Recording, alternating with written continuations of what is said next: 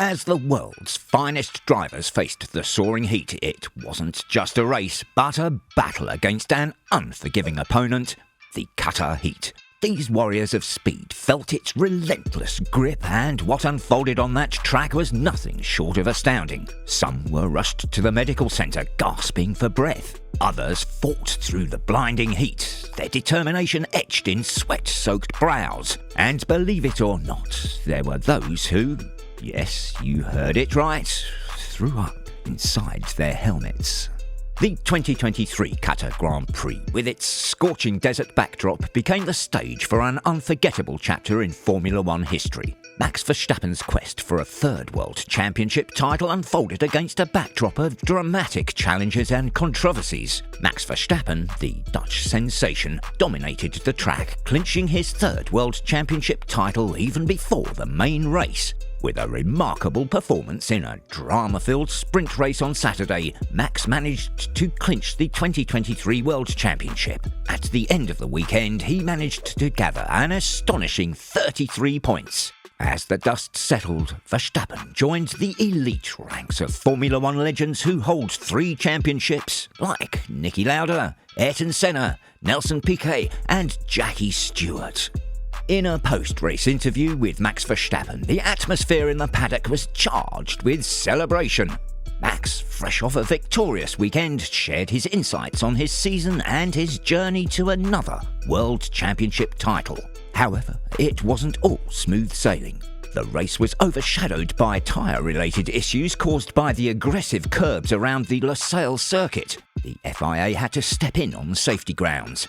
The FIA made a crucial decision, announcing that no driver could run more than 18 laps on a single set of tyres. Yet this rule change, though necessary, created strategic puzzles for drivers and teams, particularly Lewis Hamilton and Charles Leclerc. The questions that linger include how the sport grapples with these tyre troubles and aggressive curbs. Were there early warnings from Pirelli, and was adequate testing performed on the track's new surface? But the tyre drama wasn't the only challenge faced during the Qatar Grand Prix. The relentless and unforgiving heat became an unrelenting adversary for the drivers. The intense heat in the desert caught many off guard. Several drivers reported sensations of dizziness and faintness, while Logan Sargent was forced to withdraw from the race on lap 42 due to the extreme conditions, only 15 laps shy of finishing the race. Aston Martin's Lance Stroll admitted that he was passing out from the heat. Video footage showed him parking next to the ambulance right after the race to get himself checked out. But the hardships didn't stop there. During the race, Esteban Ocon of Alpine had a nightmarish experience, going through a severe physical ordeal. In fact, he revealed something quite shocking about his race. He told that, by lap 15-16 for 2 laps, I think I was vomiting, and I was like, shit, sorry for swearing, but it's gonna be a long one. Ocon's struggle was real, and hearing him say, I've never had that in the past, is quite revealing. Drivers train relentlessly to handle the physical demands of racing, but the Qatar Grand Prix was unlike anything they'd faced before. He added, I've always been able to do 2 race distances in the car. That's always what I'm training for. But today, it's just the hot air and how hot the engine is from behind the car. He went on to emphasise just how challenging it was inside the cockpit. I don't think we particularly see in the cockpit too well, so it must have been like 80 degrees inside the car today. He then added that, I felt to a point that in the straight line I was trying to catch some air with my hands to try and guide it to the helmet, because the more I was breathing to try and just get back better into the corners, the hotter it was in the helmet. These revelations provide a stark insight into the physical and mental toll that the extreme heat took on the drivers. It's clear that this race was a true test of their endurance and determination. The Williams drivers seemed to suffer the most, facing overheating cockpits that pushed them to their limits. For Alex Albon, who ultimately finished the race in 13th place, the conditions were so severe that he could barely muster the strength to climb from his scorching car. He made a crucial decision, one born of concern for his well-being. But it was Logan Sargent, the American driver, who found himself grappling with an incredible amount of pressure in his career. As he felt the intense heat and physical strain, he knew that he was being pushed beyond his limit. In a moment of self-preservation, Sargent made a selfless request over the radio, asking for permission to retire from the race. It's a decision that speaks volumes about the maturity and sportsmanship of this young driver. It's worth noting the unwavering support he received from the Williams team. Team boss James Vowles and the entire crew displayed immense solidarity with the rookie driver's decision, making it clear that there would be no shame in retiring. Sargent, despite the unwanted circumstances of retiring an undamaged car, promptly slowed and withdrew from the race. He took a few minutes to sit in his car and cool down before gingerly climbing out. Just imagine the mental turmoil that Sargent must have been going through as he realised the remaining 15 to 20 laps were a step too far. He understood that pushing on could be a danger to himself and others. This was undoubtedly one of the most mature and sporting decisions an athlete can take. Logan Sargent and Williams deserve every bit of praise for how they handled this challenging situation. These stories from the Williams team, along with the ordeals faced by other drivers, underscore the extraordinary challenges posed by the extreme heat during the Qatar Grand Prix. No doubt, the medical teams had their hands full, attending to drivers' heat-induced distress. Williams driver Alexander Albon underwent evaluation for acute heat exposure, while his teammate Logan Sargent had to retire from the competition due to intense dehydration.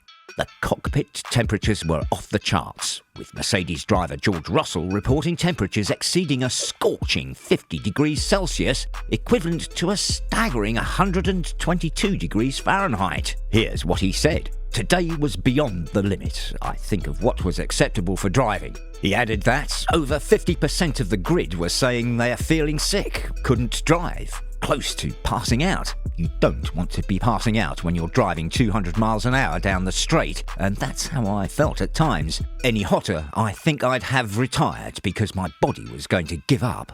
In response to these conditions, the FIA is undertaking a thorough analysis and contemplating potential measures to better prepare drivers for extreme heat in the future, as well considering some track and timing elements to address these issues.